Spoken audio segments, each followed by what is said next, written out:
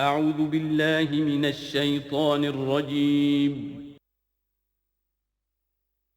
بسم الله الرحمن الرحيم.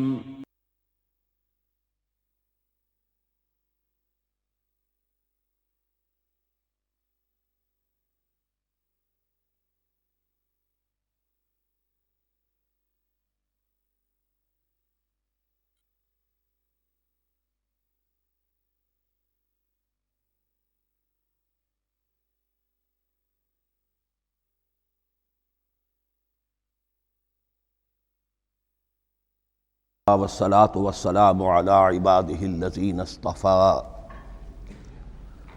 خصوصا على أفضلهم وخاتم النبيين محمد الأمين وعلى آله وصحبه أجمعين.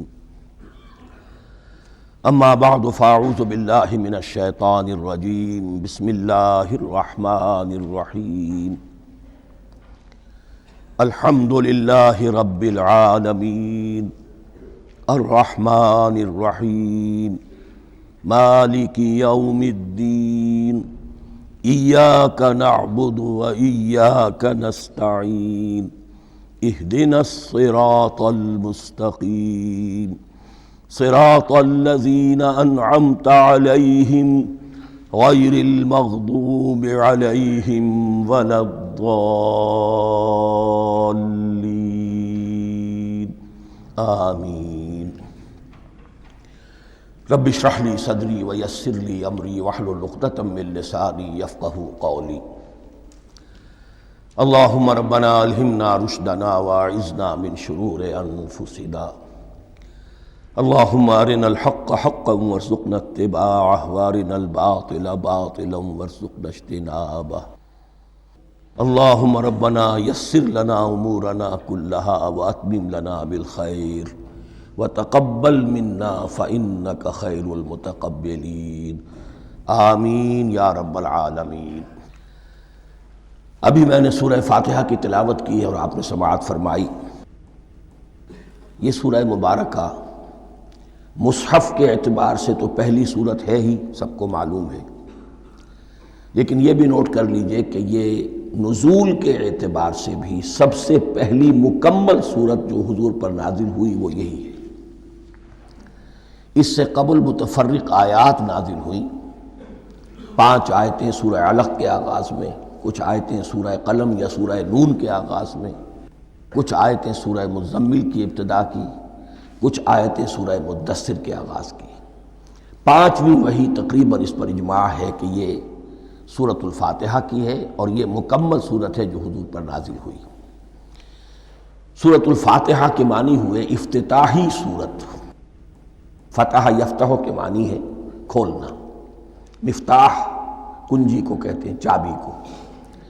تو یہ اوپننگ سورہ آف دی قرآن، قرآن حکیم کی افتتاحی صورت.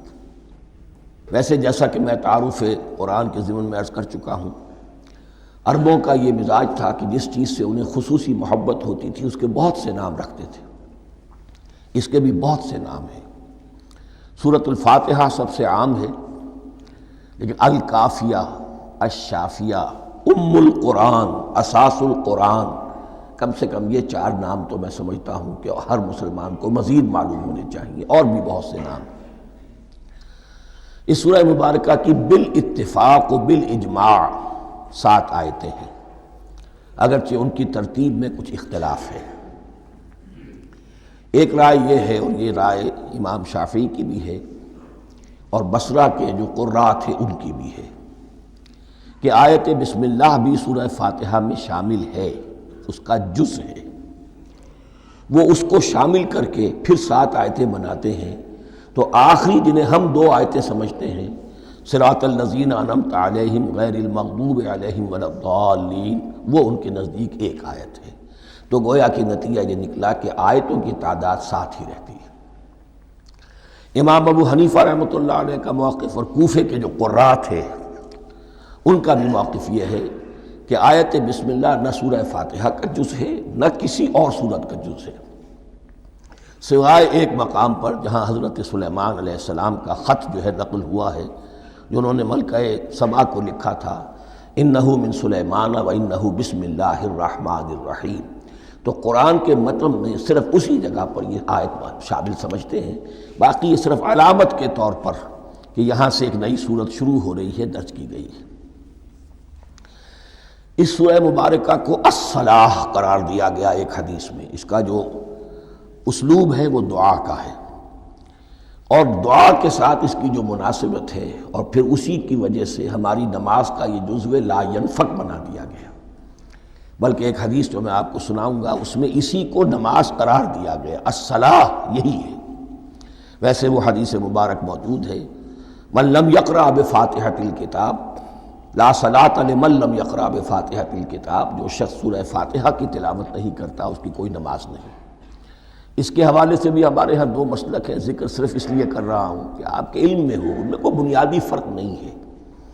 کسی بھی ایک رائے کا انسان قائل اور حامل ہو سکتا ہے بغیر اس کے کہ دوسرے کو بالکل غلط قرار دے، بلکہ یہ کہ اس کے لیے بھی گنجائش اپنے ذہن میں اور اپنے دل میں رکھے۔ اور دوسری آیت یہ ہے کہ اس کا حصہ نہیں ہے۔ اسی اعتبار سے یہ کہ یہ سورہ مبارکہ نماز میں پڑھی جانی ضروری ہے، لا صلاۃ لمن لم یقرأ بفاتحۃ الکتاب۔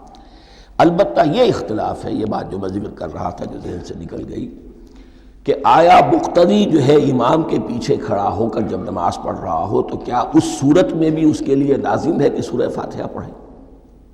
اس میں دو رائے ہو گئی، بلکہ تین۔ ایک رائے انتہائی ہے اور وہ فقہ حنفی کی طرف منسوب ہے کہ اگر آپ امام کے پیچھے مقتدی کی حیثیت سے نماز پڑھ رہے ہیں تو کسی بھی رکعت میں آپ سورہ فاتحہ نہیں پڑھیں گے۔ ایک دوسری بالکل برعکس رائے ہے، وہ امام شافعی رحمۃ اللہ علیہ کی ہے کہ ہر حالت میں چاہے امام جہری رکعت پڑھا رہا ہو جس میں وہ بلند آواز سے سورہ فاتحہ پڑھ رہا ہو، اور چاہے وہ سری رکعت ہو، ہر حالت میں مقتدی کو بھی پڑھنی ہے۔ ایک تیسری رائے بین بین ہے، وہ امام مالک کی ہے رحمۃ اللہ علیہ، کہ جو سری رکعت ہے جس میں کہ امام بھی خاموشی سے پڑھ رہا ہے مقتدیوں کو بھی پڑھنی چاہیے۔ جو جہری رکعت ہے جس میں کہ امام بلند آواز سے پڑھ رہا ہے اس میں مقتدیوں کو خاموش رہ کر پوری توجہ جو ہے سننے پر صرف کر دینی چاہیے۔ اذا قرئ القرآن فاستمعوا له وانصتوا، جب قرآن پڑھا جا رہا ہو تو پوری توجہ اس کے پڑھنے پر مرکوز کر دو اور خود خاموش رہو۔ میرے اپنی رائے میں یہ تیسری رائے سب سے زیادہ صائب ہے، اور اس میں کسی طرح کی بھی کوئی پیچیدگی پیدا نہیں ہوتی۔ بہرحال اس سورہ مبارکہ کا جو اسلوب ہے میں نے عرض کیا دعائیہ ہے، البتہ قرآن مجید کے علم اور حکمت کے اعتبار سے، اس کے فلسفے کے اعتبار سے ایک بات سمجھ لینی چاہیے۔ قرآن کا فلسفہ یہ ہے کہ بنیادی ہدایت ہر انسان کے دل میں موجود ہے، بالقوہ، پوٹینشلی۔ یہ جو قرآن مجید یا اللہ کی کتابیں نازل ہوتی ہیں یہ انہیں ایکٹیویٹ کرتی ہیں، وہ اندر کی جو ڈورمنٹ کانشسنس ہے، خوابیدہ شعور جو ہے اسے بیدار کر کے، اور پھر یہ کہ اسے اجاگر کرتی ہیں۔ ہر سلیم الفطرت انسان اور سلیم العقل انسان، دو سلامتی شرط ہیں۔ سلیم الفطرت، نیچر پرورٹڈ نہ ہو، فطرت مسخ نہ ہو گئی ہو، عقل سلیم ہو۔ ان دونوں چیزوں کا نتیجہ یہ نکلتا ہے کہ وہ انسان از خود، بغیر کسی وحی کی رہنمائی کے، بغیر کسی نبی کی تعلیم کے سے استفادہ کیے ہوئے، از خود بھی کچھ حقائق تک پہنچ جاتا ہے۔ اور وہ حقائق کیا ہیں؟ نمبر ایک یہ کہ اس کائنات کا ایک خالق ہے اور وہ ایک ہے، اور وہ تمام صفات کمال سے متصف ہے۔ نمبر دو یہ کہ انسان کی زندگی صرف یہ زندگی نہیں ہے، بلکہ ایک اور زندگی ہے کہ جس میں اس زندگی کے اعمال کے نتائج برآمد ہوں گے۔ یہ دو باتیں، اس کی زیادہ وضاحت کے ساتھ جو ہے اس کا تذکرہ آئے گا سورہ لقمان میں، جہاں حضرت لقمان کی شخصیت کا تذکرہ ہے۔ لیکن یہاں صرف یہ بات سمجھ لیجئے کہ قرآن کا فلسفہ یہ ہے کہ ہر انسان میں، ہر فرد نوع بشر میں جو اپنی ولادت کے وقت مسلم ہوتا ہے، حضور کی حدیث ہے کل مولود یولد علی الفطرہ ابواہ یحودانہ او ینصرانہ او یمجسانہ، ہر بچہ نوع انسانی کا فطرت اسلام پر پیدا ہوتا ہے، وہ فطرت کے اندر وہ ہدایت ودیت ہے۔ اب اگر وہ فطرت بس نہیں ہوئی اور عقل جو ہے وہ صحیح رخ پر کام کر رہی ہے تو ان دو حقائق تک وہ انسان خود پہنچ جائے گا۔ لیکن ان دونوں حقائق تک پہنچنے کے بعد اب وہ دست بستہ دعا کرے گا کہ اے رب اب مزید ہدایت تو مجھے عطا فرما۔ ایک تو یہ کہ میں کیا کروں کیا نہ کروں، میری عقل اس میں ٹھوکر کھا سکتی ہے، میں کسی اچھی چیز کو بری سمجھ سکتا ہوں، کسی بری کو اچھی سمجھ سکتا ہوں، تو مجھے صحیح راستہ، صحیح راہ ہدایت پر چلا۔ یہ دعا ہے جو انسان کرتا ہے جبکہ وہ ایمان باللہ اور ایمان بالآخرہ تک خود پہنچ چکا ہوتا ہے، اور یہ سمجھتا ہے کہ صحیح زندگی کا رخ یہی ہے کہ جس رب کو میں نے پہچانا ہے کہ وہ اس کائنات کا خالق ہے اور مالک ہے اور رب ہے، میں اس کی بندگی کروں، اس کی اطاعت کروں، اس کا حکم مانوں، اس کے راستے پر چلوں۔ لیکن وہ راستہ کون سا ہے؟ اس کے لیے پھر دست بدعا ہوتا ہے کہ پروردگار تو میری رہنمائی فرما۔ یہ مقام ہے کہ جہاں آپ سمجھ لیجئے اپنے آپ کو بھی آج اس جگہ پر تصور کرتے ہوئے پھر اس سورہ مبارکہ کو پڑھیے کہ آپ اس مقام پر اللہ کے فضل و کرم سے پہنچ چکے ہیں کہ اللہ کو آپ نے پہچان لیا اور اس کی توحید کو جان لیا، اس کی جملہ صفات کمال سے آپ واقف ہو گئے۔ آپ یہ بھی جان گئے کہ بڑھ کر اس کے حضور میں حاضر ہونا ہے اور وہ حساب کتاب لے گا۔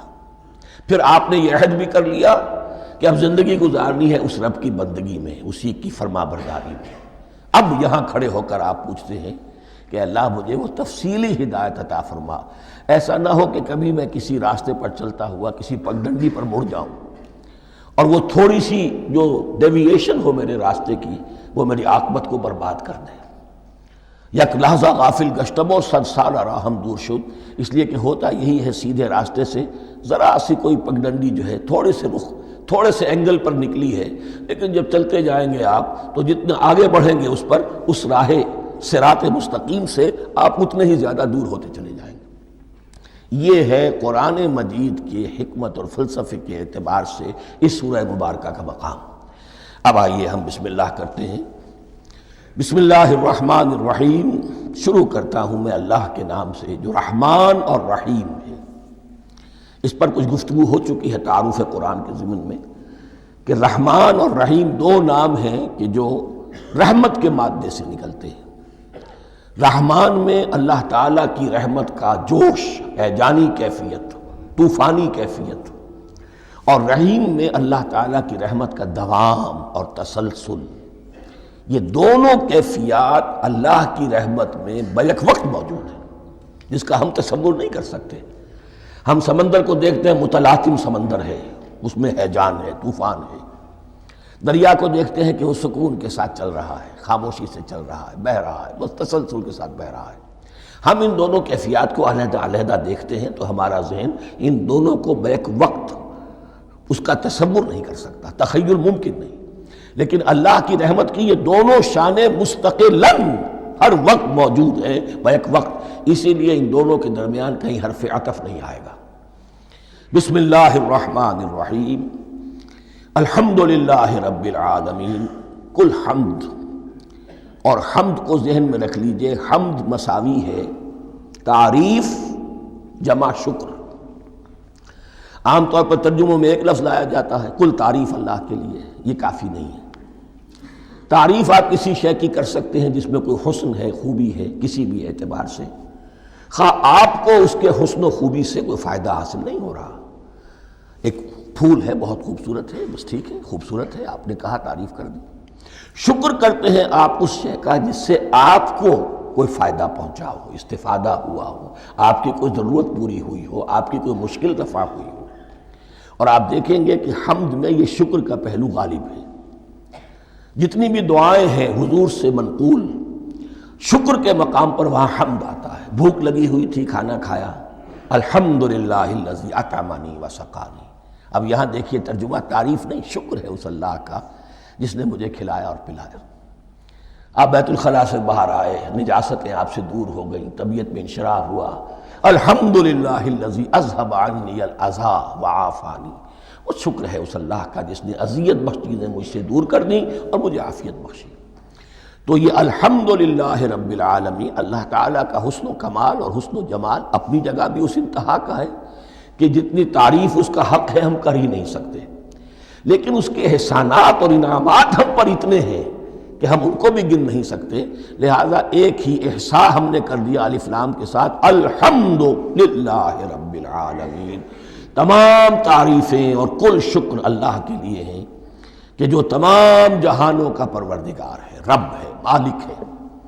رب میں ایک مفہوم ہوتا ہے ربوبیت کا، اور اس میں مفہوم شامل ہوتا ہے تربیت کا، ربیانی صغیرہ۔ تو مالک ہونا اور تربیت دینا، آپ جس شے کے مالک ہوں گے آپ چاہیں گے اس میں بڑھوتری ہو، اس میں اضافہ ہو، وہ نشو و نما پائے، تو یہ دونوں چیزیں آپس میں ایک دوسرے کا جڑی ہوئی ہیں، پروردگار بھی اور مالک بھی۔ عام طور پر عربی میں رب کا لفظ مالک کے لیے آتا ہے، رب البیت، رب الدار، رب المال، تو مالک وہاں پر ظاہر بات ہے کہ اس سے مراد کیا ہے، مال والا، گھر والا، گھر کا مالک۔ تو کل شکر اور کل تعریف اس اللہ کے لیے ہے جو تمام جہانوں کا مالک بھی ہے اور پروردگار بھی ہے۔ الرحمن الرحیم، رحمان ہے اور رحیم ہے، اب دوبارہ اس کی میں وضاحت نہیں کروں گا۔ مالک یوم الدین، یوم دین کا مختار مطلق ہے۔ دین عربی زبان میں کہتے ہیں بدلے کو، دناہم کما دانو، کما تدینو تو دانو، یہ کہاوت ہے، جیسے اردو میں ہم کہتے ہیں جیسا کرو گے ویسا بھرو گے، کما تدینو تو دانو، تو یہ ہے بدلہ، اس کا بنیادی مفہوم جو ہے وہ بدلہ ہے۔ تو بدلے کا ایک دن ہے جس دن فیصلہ ہوگا کہ کون کیا کما کر لایا ہے اور اسے کیا بدلہ ملنا چاہیے۔ آیا اس کا برائیوں کا پلڑا بھاری ہے کہ اسے سزا ملنی چاہیے، یا اس کی حسنات اور نیکیوں کا پلڑا بھاری ہے کہ اسے جزا ملنی چاہیے، اس کا انعام اور اکرام کے ساتھ معاملہ کیا جانا چاہیے، وہ ایک دن ہے، اسے ہم یوم القیامہ کہتے ہیں۔ اور لیکن اصل بات جو یہاں کہی گئی، یعنی ایک جملے میں تین باتوں کا اعتراف ہو رہا ہے۔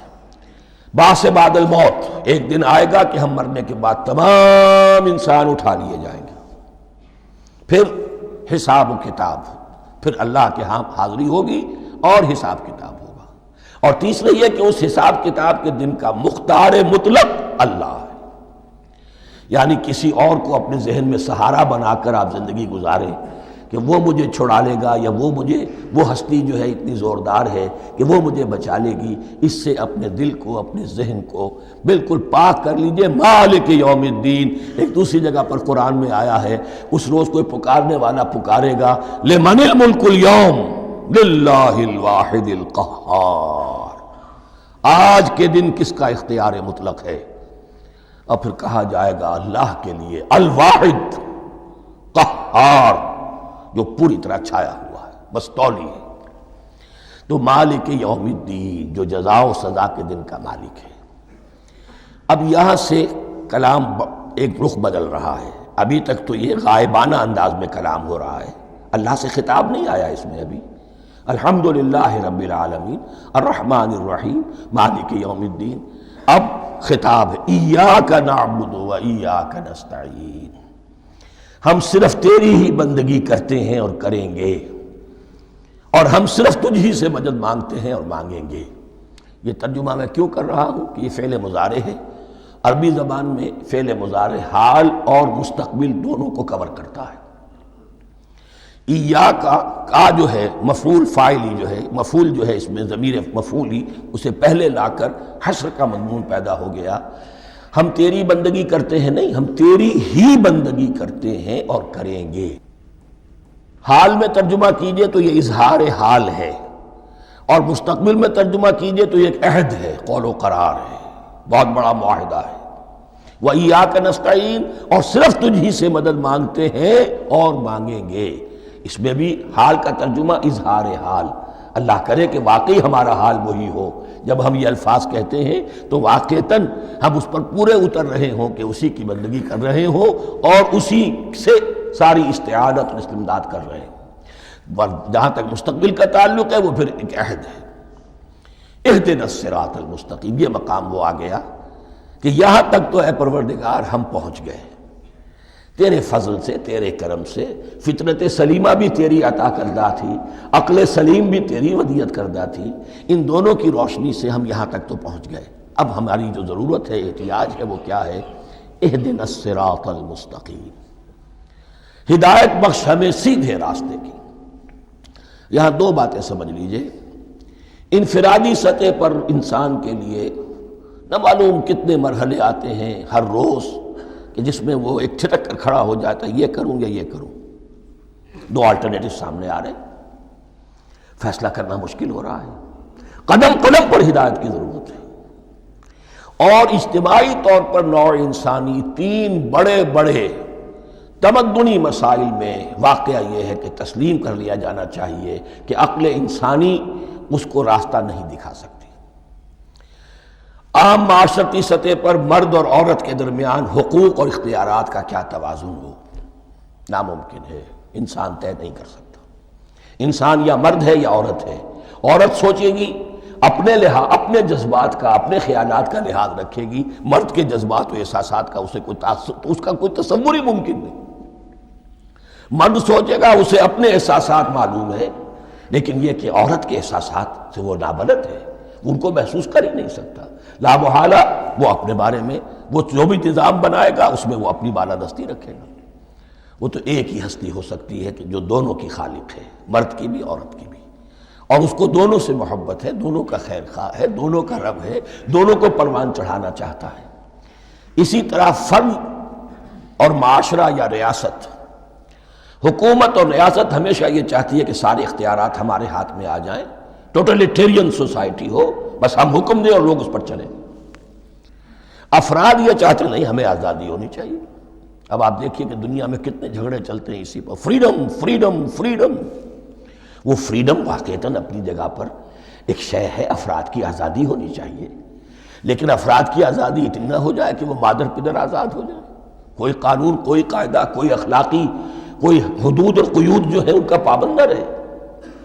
تو اب کہاں ہے وہ نقطہ اعتدال کہ جس میں انسان کی انفرادی آزادی، انفرادی اختیار اور ادھر اجتماعی مصلحتیں جو ہیں ان کو بیلنس کیا جا سکے؟ انسان طے نہیں کر سکتا، صرف اللہ ہی اس کے لیے نظام دے سکتا ہے۔ تیسرا مسئلہ ہے سرمایہ اور محنت، اس میں کیا توازن ہو؟ سرمایہ اور محنت دونوں مل کر کچھ بنا رہے ہیں، کچھ پروڈیوس کر رہے ہیں۔ اب اس میں نفع جو ہوا ہے اس میں سرمایہ کا کتنا حصہ ہونا چاہیے اور لیبر کا کتنا ہونا چاہیے، کون طے کر سکتا ہے؟ اس کے لیے بھی کہ ایسا نہ ہو کہ سرمایہ داری جو ہے آکاش بیل بن کر پورے معاشرے پر چھا جائے، اور غریب بیچارہ، مزدور بیچارہ، کاشتکار بیچارہ وہ گویا کہ چکی کے دو پارٹوں میں پس کر رہ جائے، اس کی کوئی حیثیت نہ رہ جائے۔ لیکن یہ کہ دوسری طرف اگر یہ کہ مزدور کا جو حق ہے اس سے زیادہ اس کو دے دیا جائے تو سرمایہ جو ہے وہ سکڑ جائے گا، شائی ہو جائے گا، وہ پھر میدان میں نہیں آئے گا۔ کیا کیا جائے؟ کون سا نقطہ عدل و اعتدال ہے؟ یہ تین مسائل ایسے ہیں، اہدنا الصراط المستقیم۔ تو یوں سمجھیے کہ ایک جو بنیادی ہدایت تھی، ایک اللہ کو پہچان لینا، یہ جان لینا کہ کل حسن و جمال اور تمام انعام و اکرام کا منبع اس کی ذات ہے، وہ رحمان ہے اور رحیم ہے، اور یہ جان لینا کہ مرنے کے بعد جی اٹھنا ہے، حساب کتاب ہے، فیصلہ ہوگا جزا و سزا کا، اور مختار مطلق اس دن کا اللہ ہے۔ پھر یہ عہد کر لینا ایاک نعبد و ایاک نستعین۔ اس کے بعد دعا، پروردگار ہمیں ہدایت پر قائم رکھ، ہماری ہدایت میں اضافہ فرما۔ اس ہدایت کے لفظ کو سمجھ لیجئے، بنیادی ہدایت، تفصیلی ہدایت، قدم قدم پر ہدایت، ہدایت پر ہدایت۔ والذین اہتدوا زادہم ھدی، جو لوگ ہدایت کے راستے پر آتے ہیں اللہ ان کی ہدایت میں اضافہ کرتا ہے۔ تو یہ قدم قدم پر ہمیں ہدایت کی ضرورت ہے اور مرحلہ وار ضرورت ہے۔ ہدایت اس کو بھی کہتے ہیں کہ کسی نے آپ سے کوئی پتہ پوچھا، آپ نے کہا ادھر جانا، پھر دوسری گلی میں مڑنا، پھر جانا دو تین لائٹیں چلے جانا، پھر مڑنا، وغیرہ وغیرہ، یہ بھی ہدایت ہے، نظری طور پر آپ نے بتایا ہے۔ ایک ہدایت یہ ہوئی کہ بھائی میں چلتا ہوں آپ کے ساتھ، میں آپ کو وہاں تک پہنچا دوں گا تاکہ آپ کو دقت نہ ہو، آپ نے منزل تک پہنچا دیا۔ ان دونوں کے درمیان، یہ تو میں نے ایک فرد کی مثال دی ہے، اللہ اور بندے کے درمیان نہ معلوم کتنے مراحل ہیں ہدایت کے۔ تو کسی وقت بھی انسان اپنے آپ کو ہدایت خداوندی سے مستغنا نہیں سمجھ سکتا، اور نہیں تو پروردگار جو ہدایت دی ہے اس پر ہدایت پر قائم رکھ۔ کیا پتہ شیطان کا کوئی حملہ کیا پتہ ہمارے نفس کی کوئی شرارت کسی ایسے رخ پر ہمیں ڈال دے کہ اب تک کی ساری کمائی بھی ضائع ہو جائے۔ لہذا یہ نہ سمجھیے کہ جب یہ ساری چیزیں ان کو معلوم تھیں، ان چیزوں کا تو اقرار کر رہے، تو اب ہدایت کون سی مانگ رہے ہیں؟ تو ہدایت کا تو بڑا میدان کھلا ہوا ہے، اور اس ہدایت کی وہ جو میں نے آخری شکل آپ کو بتائی ہے کہ منزل مقصود تک پہنچا دے، یہ ہدایت بھی قرآن مجید میں اس معنی میں بھی لفظ آیا ہے کہ اہل جنت جب جنت میں داخل ہوں گے تو جو ترانہ حمد ان کی زبان پر اس وقت ہوگا وہ کیا ہے؟ الحمدللہ الذی ہدانا لہذا وما کننا لنہتدی لولا ان ہدانا اللہ۔ کل شکر اس اللہ کا جس نے ہمیں یہاں تک پہنچا دیا، ہدایت دی یہاں تک پہنچا دیا، اور ہم ہرگز نہ پہنچ پاتے، ہم ہرگز ہدایت یافتہ نہ ہو سکتے اگر اللہ ہی ہمیں ہدایت نہ دیتا۔ اہدنا الصراط المستقیم، سیدھا راستہ، صراط الذین انعمت علیہم، اب اس کی مزید وضاحت ہے، راستہ اس کا ان لوگوں کا جن پر تیرا انعام ہوا۔ یہ کون لوگ ہیں؟ اس کی وضاحت آپ کو ملے گی سورہ نساء میں، من یطع اللہ والرسول فاولئک مع الذین انعم اللہ علیہم من النبیین والصدیقین والشہداء والصالحین۔ چار طبقات ہیں منعم علیہم جن پر اللہ کا انعام ہوا ہے۔ چوٹی پر انبیاء کرام، اس کے بعد صدیقین کرام، اس کے بعد شہداء عظام، اس کے بعد عام صالح مسلمان، صالح ہو۔ یہ بیس لائن ہے، اس سے اوپر کا درجہ شہداء کا ہے، اس سے اوپر کا درجہ صدیقین کا ہے، اور پھر اس سے اوپر کا درجہ انبیاء کا ہے۔ انبیاء میں سے پھر وہ بھی ہوتے ہیں کہ جو اولو العزم میں من الرسل ہیں، لیکن یہ چار طبقات ہیں، ان کے راستے پر ہمیں چلا۔ غیر المغضوب علیہم ولا الضالین، جو مغضوب علیہم نہیں ہوئے، جن پر تیرا غضب نہیں ہوا، اور غضب ہوتا ہے ان پر کہ جو ہدایت کے واضح ہونے کے بعد ہدایت کو ترک کر دیں، وہ ہے مغضوب علیہم۔ جنہیں ہدایت مل گئی ہو، ہدایت کو پہچان لیا ہو، پھر اپنی شرارت نفس کی وجہ سے، اپنی نفسانیت کی وجہ سے، اپنے تکبر کی وجہ سے، اپنے حسد کی وجہ سے وہ اس حق کو رد کر دیں، اس کو ترک کر دیں، ان پر اللہ کا غضب آتا ہے۔ اور اس میں اس کی بہت بڑی مثال تاریخ کے اعتبار سے یہودی ہیں۔ اللہ نے انہیں ہدایت دی، کتابیں عطا کی، تورات، انجیل، زبور، سینکڑوں نبی ان میں مبعوث کیے، 1400 برس تک نبوت کا تار ٹوٹا ہی نہیں، مسلسل۔ ابتدا میں بھی 2 نبی، موسیٰ اور ہارون، اور اختتام پر بھی 2 نبی، عیسیٰ اور یحییٰ علیہ السلام، اور ان کے مابین کوئی لمحہ نہیں آیا ہے تاریخ بنی اسرائیل میں جبکہ کوئی نہ کوئی نبی موجود نہ ہو۔ لیکن انہوں نے اپنی شرارت نفس کی وجہ سے ہدایت تورات سے بھی منہ موڑا، اور پھر سب سے بڑی بات یہ کہ ہدایت محمدی سے، ہدایت قرآنی سے بھی صلی اللہ علیہ وسلم منہ موڑا، وہ ہے مغضوب علیہم ولا الضالین، اور نہ ہی گمراہ ہوئے۔ یہ لفظ جو آتا ہے عربی زبان میں گمراہ کا بھی ہے اور تلاش حق میں بھٹکنے والے کا بھی ہے۔ ایک وہ شخص ہے جس پر حق ابھی واضح نہیں ہوا، وہ تلاش میں ہے، اس کے لیے بھی ضال کا لفظ آئے گا۔ اسی طرح کوئی شخص کسی کے عشق اور محبت میں ایسا ہو جائے، دیوانہ ہو جائے، اس کو بھی ضال کہتے ہیں، یعنی اس کے اوپر جذبات کا اتنا غلبہ ہو گیا ہے کسی کی محبت اور عشق کی بنا پر۔ تو حضور کے لیے یہ لفظ آیا ہے وَوَجَدَكَ ضَالًّا فَهَدَىٰ، اور یہ تو سورۃ الضحیٰ ہے، اکثر بیشتر لوگوں کو یاد ہوگی۔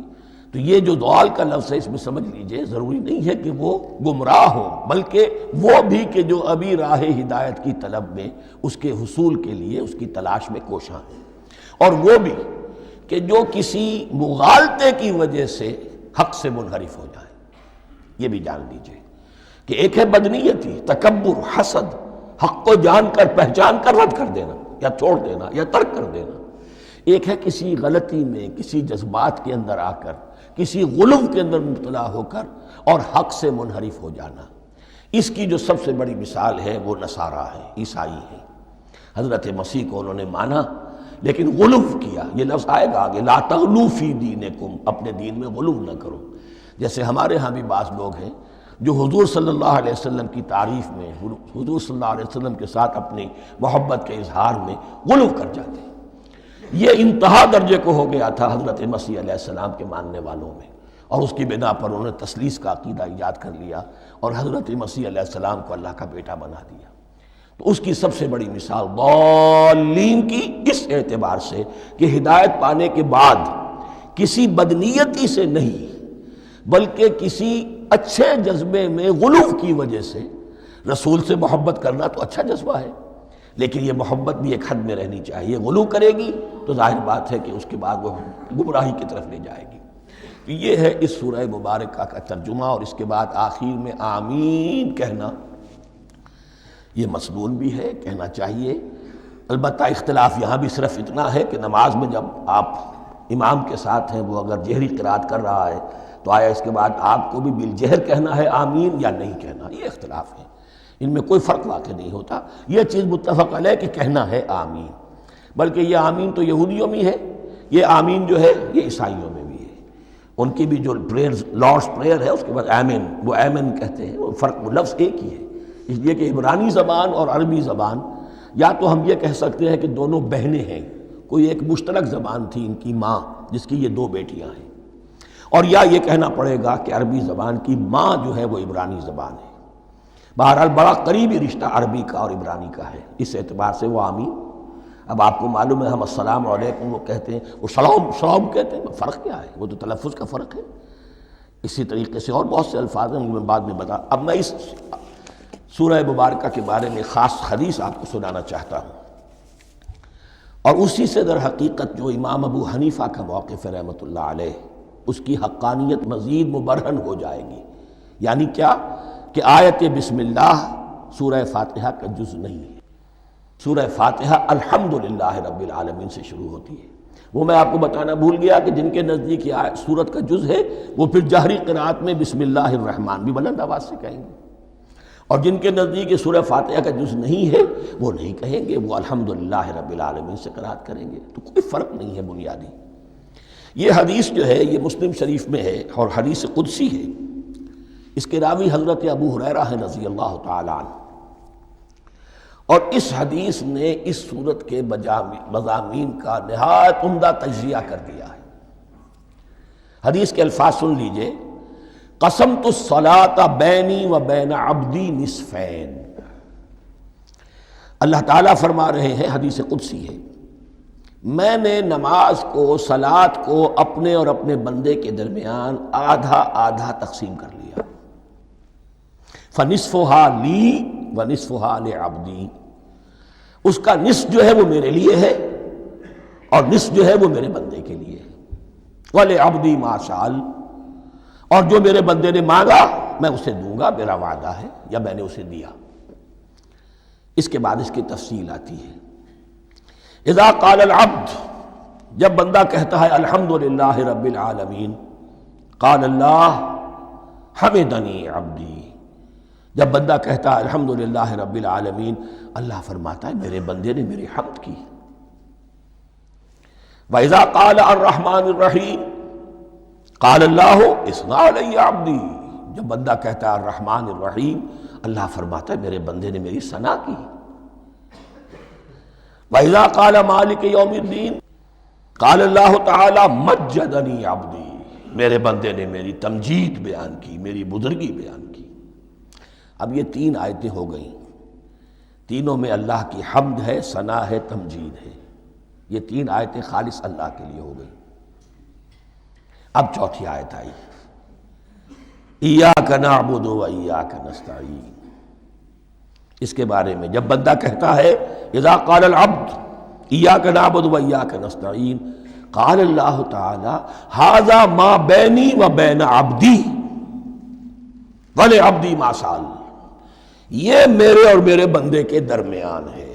یہ تو یوں سمجھیے کہ یہ گرہ لگ گئی ہے میرے اور میرے بندے کے مابین۔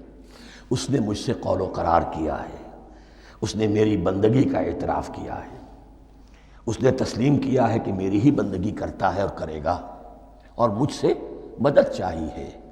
ھذا ما بینی و بین عبدی، یہ معاہدہ ہے، معاہدہ دو فریقوں کے مابین ہوتا، یہ میرے اور میرے بندے کے مابین ہے۔ وَلِعَبْدِي مَا سَأَلَ، اور میں نے اپنے بندے کو دیا جو اس نے مانگا، وہ میری مدد چاہتا ہے، میری مدد اس کے شامل حال رہے گی۔ فَإِذَا قَالَ، اور جب بندہ کہتا ہے اهْدِنَا الصِّرَاطَ الْمُسْتَقِيمَ صِرَاطَ الَّذِينَ أَنْعَمْتَ عَلَيْهِمْ غَيْرِ الْمَغْضُوبِ عَلَيْهِمْ وَلَا الضَّالِّينَ قال اللہ تعالی هَذَا لِعَبْدِي وَلِعَبْدِي مَا سَأَلَ، یہ تین آیتیں یہ میرے بندے کے لیے ہیں۔ اهْدِنَا الصِّرَاطَ الْمُسْتَقِيمَ، اسی صراط مستقیم کی وضاحت ہے مثبت، صراط الذین انعمت علیہم، اسی صراط المستقیم کی وضاحت ہے منفی انداز میں، غیر المغضوب علیہم ولا الضالین۔ یہ سب میرے بندے کے لیے ہے اور میں نے اپنے بندے کو دیا جو اس نے مانگا۔ اس کو میں نے ایک مرتبہ یہ ترازو کی شکل میں اس کو لکھوایا تھا۔ دیکھیے یہ ایاک نعبد و ایاک نستعین، یہ ہے وہ ترازی کی وہ ڈنڈی۔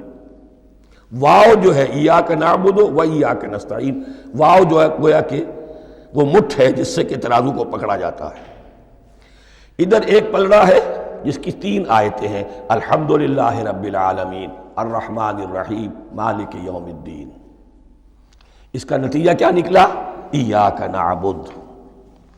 آپ نے شاید یہ سنا بھی ہو، ایک بہت ہی عمدہ قرات کا جو ریکارڈ ہے قاری عبدالباسط عبدالصمد کا، وہ یہیں سے چل کر سورہ فاتحہ کی قرات کر کے ایاک نعبد پر آ کر رکتا ہے۔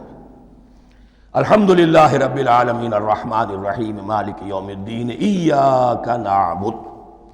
گویا کہ یہاں یہ صورت بالکل ہاف ہو گئی ہے۔ تین آیتوں میں اللہ کی حمد ہے، ثنا ہے، تمجید ہے، جس کا نتیجہ ہم تیری ہی بندگی کرتے ہیں، تیری ہی اطاعت کریں گے۔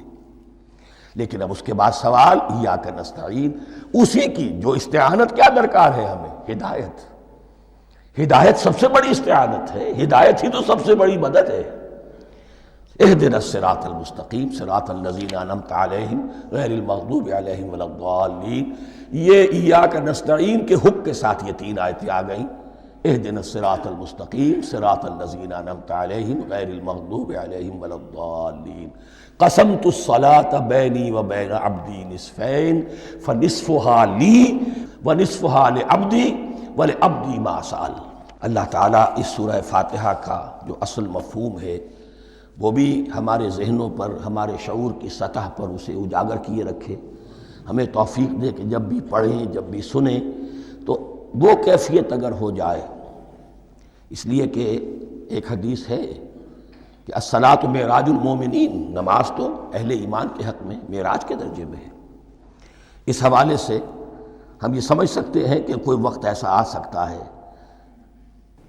کہ انسان کو واقعتاً، روح انسانی واقعتاً اللہ کے یہ جواب سنے۔ انہونی بات نہیں ہے، یہ ہوتا ہے خطاب آخر، اٹھتا ہے حجاب آخر، کرتے ہیں خطاب آخر، یہ تو ہوتا ہے۔ مخاطبہ الہی، یہ تو میں نے عرض کیا کہ ثابت ہے، مخاطبہ، محادث اور تحدیث، اللہ بندوں سے کلام کرتا ہے۔ اب آئیے بسم اللہ الرحمن الرحیم، اب یہ سورہ بقرہ شروع ہو رہی ہے۔ سورۃ البقرہ جو 286 آیات پر مشتمل ہے، تقریباً 2.5 پاروں پر پھیلی ہوئی ہے۔ ہر شخص جانتا ہے کہ یہ قرآن حکیم کی حجم کے اعتبار سے سب سے بڑی سورت ہے، لیکن یہ معاملہ صرف حجم کا نہیں ہے۔ نبی اکرم صلی اللہ علیہ وسلم نے اسے سنام القرآن قرار دیا ہے۔ آپ نے فرمایا لکل شیء سنام، ہر چیز کی ایک چوٹی ہوتی ہے، جیسے اونٹ کا کوہان ہوتا ہے۔ وسنام القرآن البقرہ، سنام القرآن، قرآن کی چوٹی جو ہے وہ سورۃ البقرہ ہے۔ یہ نوٹ کر لیجئے جو میں نے کل آپ کو جو مختلف مکی اور مدنی صورتوں کے گروپوں کے بارے میں بتایا تھا کہ یہاں سے اب پہلی منزل بھی شروع ہو رہی ہے اور پہلا گروپ بھی شروع ہو رہا ہے، اور اس کے ساتھ جو اگلی صورت آئے گی وہ اس کا جوڑا ہے، سورہ آل عمران، جس کی سب سے نمایاں علامت یہ نوٹ کیجئے، یہ بھی الف لام میم سے شروع ہوئی، اگلی بھی الف لام میم سے شروع ہوگی۔ اس کے بعد 2 صورتیں مدنی اور ہیں، لیکن ان دونوں میں نہ حروف مقطعات ہے، نہ کوئی اور تمہیدی کلام ہے، براہ راست خطاب سورہ نساء میں یا ایھا الناس اور سورہ مائدہ میں یا ایھا الذین آمنوا، کوئی تمہیدی بات نہیں، کوئی حروف مقطعات نہیں، براہ راست خطاب۔ وہ ایک جوڑا ہے سورہ نساء اور سورہ مائدہ، اور یہ ایک جوڑا ہے سورہ بقرہ اور سورہ آل عمران۔ سورہ بقرہ اور سورہ آل عمران کو نبی اکرم صلی اللہ علیہ وسلم نے الزہراوین بھی قرار دیا ہے۔ زہرا کہتے ہیں بڑی روشن چیز کو۔ یہ حضرت فاطمہ رضی اللہ تعالی عنہ کے نام کے ساتھ آتا ہے، فاطمۃ الزہراء۔ تو زہرا بہت روشن، دمکتی ہوئی شے۔ الزہراوین، یہ دو نہایت دمکتی ہوئی صورتیں ہیں جو قیامت کے دن دو بدلیوں کی شکل میں ظاہر ہوں گی، حضور نے فرمایا، اور جو لوگ ان صورتوں سے محبت کرتے تھے ان پر سایہ کریں گی۔ اللہم ربنا اجعلنا منہم، ہمیں اللہ تعالیٰ ان میں شامل فرما دے۔ اس سورہ مبارکہ کو دو حصوں میں تقسیم سمجھیے۔ ویسے تو یہ کہ رکوع آئیں گے، پارے بھی بدلیں گے اس میں، لیکن حصے دو ہیں۔ پہلے حصے میں اصل روئے سخن سابقہ امت مسلمہ سے ہے، یہود سے، بنی اسرائیل سے۔ دوسرے حصے میں اصل خطاب موجودہ امت مسلمہ سے ہے، امت محمد سے صلی اللہ علیہ وسلم۔ پہلے حصے میں 18 رکوع ہیں لیکن آیات 152 ہیں۔ دوسرے حصے میں 22 رکوع ہیں لیکن آیات 134 ہیں۔ گویا کہ اس سے آپ کو توازن نظر آئے گا کہ اگرچہ ادھر رکوعوں کی تعداد کم ہے 18 لیکن آیات کی تعداد زیادہ ہے 152۔ دوسرے حصے میں رکوعوں کی تعداد زیادہ ہے 22 لیکن آیات کی تعداد 134۔ اسی لیے اس کا ایک نام میں نے تجویز کیا ہے، وہ اس لیے تاکہ کچھ حقائق آپ کے ذہنوں میں ان ناموں کے حوالے سے بھی انشاءاللہ محفوظ ہو جائیں گے۔ سورۃ الامتین، دو امتوں کی صورت، اس لیے کہ تقریباً نصف اس کی ساری بحث جو ہے، مرکزی بحث، وہ سابقہ امت مسلمہ بنی اسرائیل، اور دوسرا نصف اس میں سارا خطاب وہ ہے موجودہ امت مسلمہ یعنی امت محمد صلی اللہ علیہ وسلم۔ اس کا جو پہلے 18 رکوع ہے یا پہلا حصہ ہے، اس کے اندر ڈویژن فردر ہوگی ورٹیکل، عمودی۔ پہلے 4 رکوع، پھر 10 رکوع، پھر 4 رکوع۔ لیکن جو 22 رکوع ہیں دوسرے حصے کے، دوسرے نصف کے، اس میں ڈویژن جو ہے جو ہاریزونٹل ہے، وہ افقی تقسیم ہے، عمودی نہیں، افقی۔ وہ میں بعد میں بیان کروں گا جب ہم وہاں پہنچ جائیں گے۔ ان کو پہلے سمجھ لیجئے کہ اس پہلے حصے کی جو تقسیم میں نے کی ہے، پہلے 4 رکوع، پھر 10 رکوع اور پھر 4 رکوع۔ پہلے 4 رکوع یوں سمجھیے کہ پورے قرآن مجید کے لیے اس کی حکمت اور فلسفے کا جو حصہ مکی قرآن میں بیان ہو چکا تھا اس کا خلاصہ ہے۔ جب یہ صورت نازل ہو رہی ہے تو یہ تو مدینہ میں حضور تشریف لا چکے ہیں، 12-13 سال جو ہیں گزر چکے ہیں، اور ان 12-13 سالوں کے دوران 2/3 قرآن نازل ہو چکا ہے۔ اس میں جو بھی حکمت، فلسفہ اور بنیادی دعوت، یہ جو چیزیں مکی قرآن میں بیان ہوئیں، ان کا خلاصہ نچوڑ نکال کر یہاں 4 رکوعوں میں رکھ دیا گیا۔ اگرچہ ان میں بھی جب گہرائی میں آپ دیکھیں گے تو روح سخن جو ہے وہ بنی اسرائیل کی طرف ہے، وہ میں بعد میں عرض کروں گا، لیکن اضافی طور پر یہ سمجھ لیجئے کہ پورے مکی قرآن کے حکمت اور پیغام کا خلاصہ ان 4 رکوعوں میں۔ پھر 10 رکوع ہیں جن میں براہ راست خطاب ہے سابقہ امت مسلمہ، یا بنی اسرائیل۔ اس کے بھی 2 حصے ہیں۔ پہلے ایک رکوع میں دعوت ہے، بڑا انداز اس کا بڑا پیارا ہے، اس میں دعوت ہے، ایمان لاؤ محمد پر صلی اللہ علیہ وسلم۔ اور اس کے بعد 9 رکوع ہیں ملامت کے، ملامت، تنقید، تم نے یہ کیا اور یہ کیا اور یہ کیا، ہم نے یہ احسان کیے، یہ احسان کیے، یہ احسان کیے، تم نے یہ ناشکری کی، یہ ناشکری کی، یہ ناشکری کی۔ اور اس سب کا نتیجہ آخری 4 رکوعوں میں ہے کہ اب تمہیں اس منصب سے معزول کیا جا رہا ہے جس پر تم 2000 برس تک فائز رہے ہو، اور تمہیں ہٹا کر اب ایک نئی امت محمد کی شکل میں جو وجود میں آ چکی ہے صلی اللہ علیہ وسلم، اسے اس پر فائز کیا جا رہا ہے۔ اور اس کی علامت کے طور پر اسے میں کہا کرتا ہوں کورونیشن، تاج پوشی۔ ایک امت معذور، دوسری امت اس کا نسب ہو رہا ہے، اس کی تاج پوشی کے لیے سمبل، علامت کیا ہے؟ قبلہ تحویل۔ وہ قبلہ یروشلم سابقہ امت کا قبلہ اب ادھر رخ نہیں ہوگا، اب اہل توحید کا قبلہ یہ مکے کی طرف ہوگا، بیت اللہ کی طرف ہوگا۔ تو تحویل قبلہ کا مضمون ہے جو ان 4 رکوعوں میں آتا ہے۔ تو یہ میں نے تھوڑی سی تمہید جو ہے آپ کے سامنے رکھ دی ہے۔ اب بسم اللہ کیجئے۔ بسم اللہ الرحمن الرحیم۔ الف لام میم۔ الف لام میم یہ حروف مقطعات ہیں، یہ علیحدہ علیحدہ پڑھے جاتے ہیں، علم نہیں پڑھ سکتے اس کو۔ الف لام میم، ہا میم ہے، ہا علیحدہ میم علیحدہ، اگرچہ لکھے ہوئے ہوتے ہیں جڑے ہوئے، کاف ہا یا عین صاد لکھے ہوئے جڑے ہوئے، پڑھے جائیں گے علیحدہ علیحدہ، قطع علیحدہ کرنا۔ تو حروف مقطعات ان کے بارے میں ایک بات تو جو ہے اجماعی ہے، سب کے نزدیک مسلم ہے، ان کا کوئی حتمی مفہوم اور ان کے حتمی معنی کسی کو معلوم نہیں سوائے اللہ اور اس کے رسول کے۔ اس معنی میں یوں بھی کہا گیا یہ کوڈ ورڈز ہیں، جیسے کہ کوئی میسیجز جو ہیں ادھر ادھر بھیجے جاتے ہیں، سیکرٹ میسیجز، تو کچھ کوڈ ورڈز ہوتے ہیں جس سے سمجھ میں آتا ہے کہ یہ بات واقعتاً صحیح سورس سے آ رہی ہے، واللہ عالم۔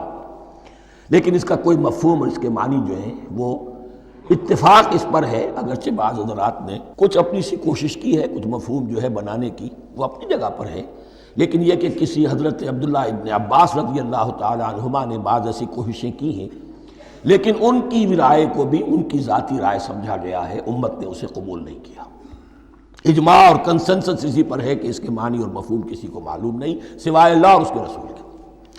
البتہ بعض چیزیں ایسی ہیں کہ وہ اگر نوٹ کر لی جائیں تو شاید آئندہ ہے اس میں کچھ راز کھلنے کے امکانات پیدا ہو جائیں۔ دیکھیے عربی زبان کے جو الفابیٹس ہیں ان کی تعداد 29 ہے یا 28 ہے، میں بتا چکا ہوں۔ الف اور حمزہ کو ایک سمجھے تو 28 ورنہ 29۔ پہلی بات یہ نوٹ کیجئے قرآن حکیم کی 114 صورتوں میں سے 29 صورتوں میں ان کے شروع میں یہ حروف مقطعات آئے ہیں۔ دوسری بات یہ کہ اس میں 28 کا نصف کیجئے تو 14 استعمال ہوئے، 14 نہیں استعمال ہوئے، بالکل آدھی تعداد استعمال ہوئی ہے۔ تیسرے یہ کہ جو شروع اور آخر اور درمیان 3 حصوں میں تقسیم کر دیجئے آپ، 9 9 9 پلواڑی 27، ایک طرف 10 رہ جائیں گے۔ پہلے حصے میں سے بہت کم حروف لیے گئے، بہت کم، آخری حصے کے تقریباً تمام حروف ہیں تقریباً۔ درمیانی حصہ وہ ہے کہ جس میں آپ نے دیکھا ہے کہ عربی میں جوڑوں کی شکل میں ہے، صاد ضاد، فرق کیا ہے نقطے کا، سین شین فرق کیا ہے نقطوں کا، را زا فرق کیا ہے نقطے کا۔ تو جو بھی نقطے والا لفظ ہے وہ نہیں لیا گیا، اور جو بغیر نقطے کے غیر منقوط ہے وہ لیا گیا۔ پھر اس میں 3 صورتیں ہیں جن میں ایک ایک حرف آیا ہے، سورہ قاف، سورہ نون، سورہ صاد۔ پھر صورتیں ہیں جن میں 2 2 آئی ہیں، جن میں 3 3 آئے ہیں، پھر 4 4 آئے ہیں، 2 ہی صورتیں ہیں جن میں 4 4 ہیں، اور 2 ہی صورتیں جن میں 5 5 ہیں۔ تو یہ ہے صرف کیوں سمجھئے کہ اعداد و شمار، اس کے حوالے سے کچھ آدمی غور کرے تو شاید کوئی بات نکلے۔ باقی وہ مثال میں آپ کو بتا دیتا ہوں کہ حضرت عبداللہ ابن عباس نے ایک رائے ظاہر کی کہ الف لام میم در حقیقت ایک جملے کا خلاصہ ہے، انا اللہ اعلم۔ پہلا لفظ انا، اس کا الف لے لیا، درمیانی لفظ اللہ، اس کا درمیانی لام لے لیا، تیسرا لفظ اعلم، یہ آخری لفظ ہے، آخری حرف میم لے لیا، انا اللہ اعلم، میں اللہ جانتا ہوں، واللہ اعلم، واقعتاً اللہ ہی جانتا ہے۔ یہ حضرت عبداللہ ابن عباس کی رائے ہے، لیکن اگرچہ انہیں حبر الامت مانا گیا ہے، لیکن یہ کہ ان کی اس رائے کو بھی اکثر و بیشتر مفسرین نے قبول نہیں کیا۔ اب جو پہلے 2 رکوع ہیں اس سورہ بقرہ کے، ان کے بارے میں تعویل عام اور تعویل خاص کا ایک بڑا بنیادی فرق ہے جو نوٹ کر لینا چاہیے۔ جس وقت یہ صورت نازل ہو رہی ہے، میں عرض کر چکا ہوں کہ 12 سال ہو چکے تھے حضور کو اپنا فریضہ نبوت و رسالت ادا کرتے ہوئے۔